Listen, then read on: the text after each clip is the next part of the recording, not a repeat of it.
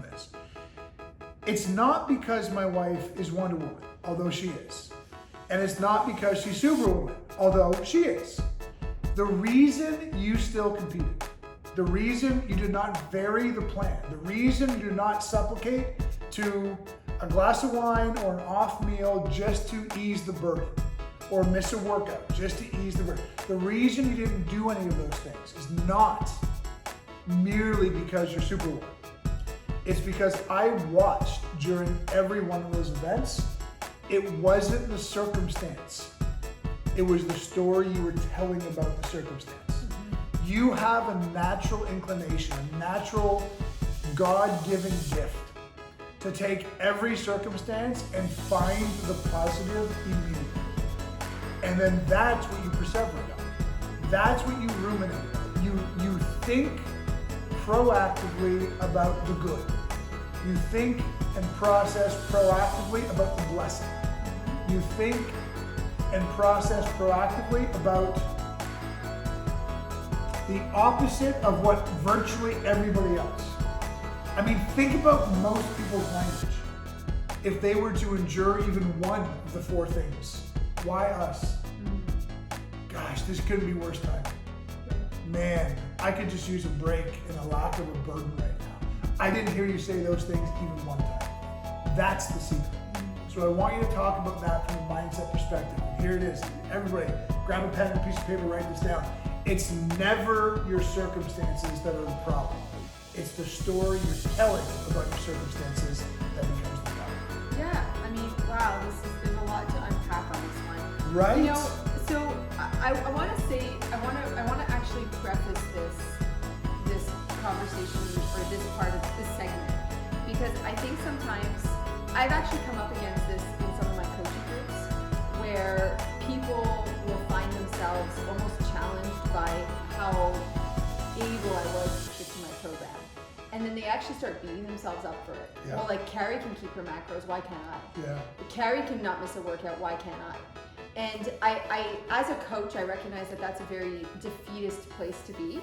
And so I try to rewire that for people to understanding how to find the balance of when to push themselves and like how to find the balance to level up, but don't be too hard on yourself at the same. There's this balance that you've got to find, right? And I want to say, like, this, I mean, everything you said is very true, and I'm going to obviously go into all of that, but like, I don't want that to also, and you didn't paint this picture, but I don't want the picture to be painted that meant that it was easy, that every day was like effortless, right? There was some workouts that were grueling. There were some days that I was like, man, it would be really awesome to have a glass of wine right now. But what exactly is the reason that I don't pull the trigger on that? And the reason is based on what you said, right? The story that I'm telling. So, you know, interestingly enough, Meatball, our baby doggy, got injured 1 week before my cut started. And we moved 1 week before my cut started. So it was really at the beginning of all of this. Like, I wasn't even into flow yet.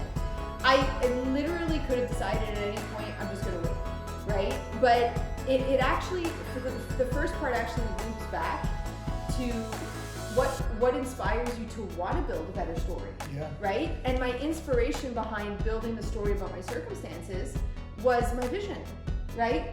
In case you can't pick that up, I'm going back to the first segment and kind of pulling on that one. My vision of winning that pro card was so important to me that I knew that I had to tell the right stories in order to keep pushing forward and keep building and keep creating, etc., etc. And I adopted very early on.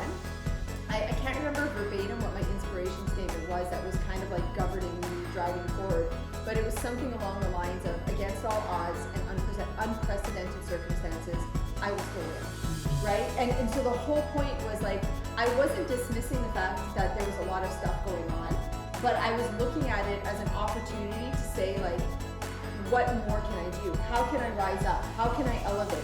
And the truth is the story that I was telling myself, if I were to like summarize it, was that maybe there's going to be times that this is going to be hard, but oh boy, am I going to have leveled up through this process. I am going to come out on the other side of this prep cycle mastered in a lot of different areas of my life that I wasn't already mastered in or leveled up at the very least, right? And so I just pumped that story every day. And so when the moments did come that maybe I didn't want to get my workout in, or I was feeling tired, or a glass of wine sounded more appealing than egg whites, when that happened, I would remind myself about that story that I was choosing, right? That story that I was choosing was that this is my level up. This is my ability to push to the next level. I want that pro card. I want that thing, and I'm capable of doing this. And you have this great quote that you wrote. I don't know what I'm capable of. I just know that I'm fully capable. Mm-hmm. And it's so powerful. And I think that it speaks to that line that I was talking about, how you don't beat yourself up and compare yourself to what I'm doing, but find the balance of pushing yourself forward outside of your comfort zone and tell a story as to why you're doing that to feed your success instead of your failure. Because I think too many people don't recognize that they're constructing stories that are actually feeding the narrative of why they're not going to succeed, instead of the narrative of why they are succeeding. It doesn't matter, I'm not, Brian's not kidding. Like the last, this cut came with, and you just kind of scratched the surface of the big stuff. There was all kinds of other stuff that was going on in the last few months that I had to look at and be like, am I in or am I out? Decision made, I'm in. Let's do what we have to do to make sure I get there. And that came from telling the right story over and over and over again every day. It's not a one-time thing.